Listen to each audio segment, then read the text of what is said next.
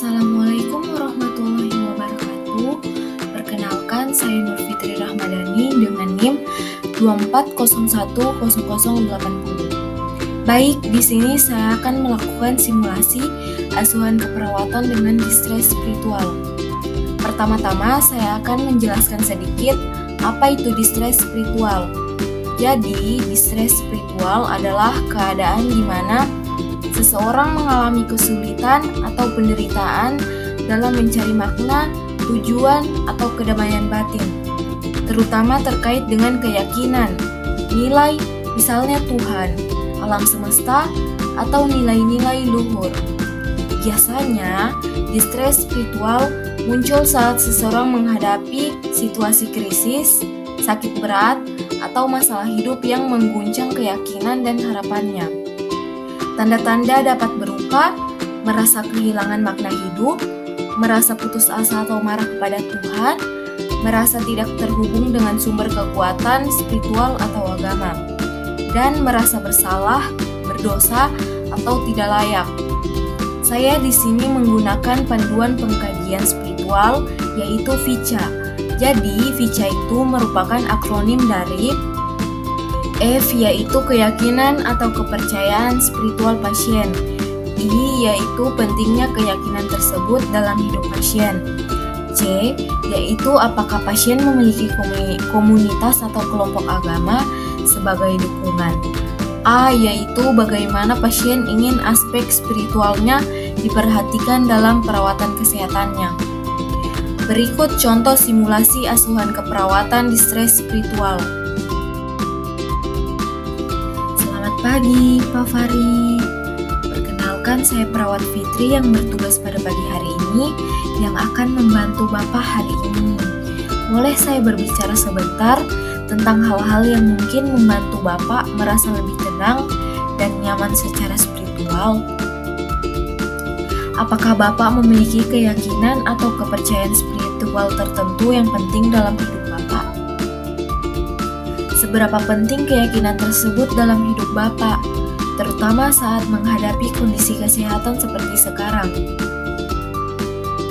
Apakah Bapak memiliki komunitas keagamaan atau kelompok spiritual yang biasa Bapak ikuti dan memberi dukungan, seperti contohnya kajian rutin?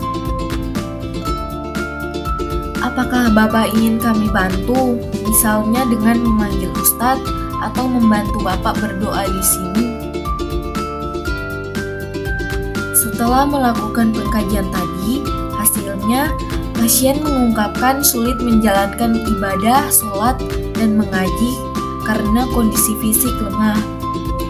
Kemudian tidak ada pengunjung atau keluarga di samping pasien, dan pasien mengalami perasaan jauh dari Tuhan.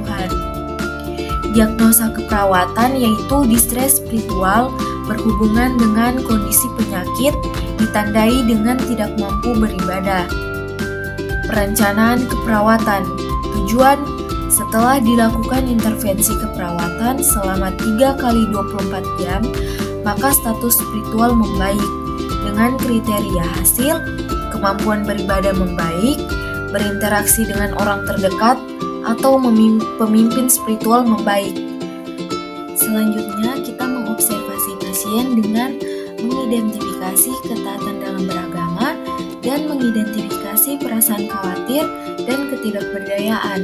Terapeutik, yakinkan bahwa perawat bersedia mendukung masa ketidakberdayaan pasien dan memberikan fasilitas melakukan kegiatan beribadah dan mendiskusikan keyakinan tentang makna dan tujuan hidup. Selanjutnya, edukasi.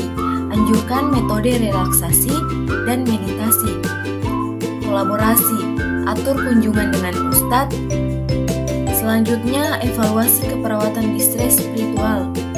Setelah dilakukan intervensi keperawatan selama 3x24 jam, pasien menunjukkan peningkatan status spiritual dengan hasil pasien mampu melakukan ibadah sederhana sesuai kemampuannya.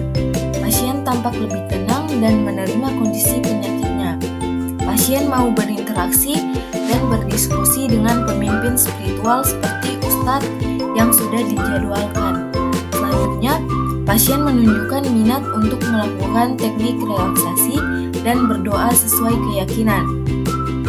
Di sini pun ada kesimpulan, berdasarkan evaluasi selama 3 kali 24 jam, pasien menunjukkan kemampuan dalam status spiritual antara lain kemampuan beribadah meningkat, ketenangan batin lebih baik, adanya komunikasi positif dengan pemimpin spiritual, dan penerimaan terhadap kondisi penyakit. Oleh karena itu, tujuan asuhan keperawatan dinyatakan tercapai dan intervensi dilanjutkan sesuai kebutuhan pasien. Demikian video singkat simulasi asuhan keperawatan dengan distres spiritual. Lebih dan kurangnya mohon maaf. Terima kasih atas perhatiannya. Wassalamualaikum warahmatullahi wabarakatuh.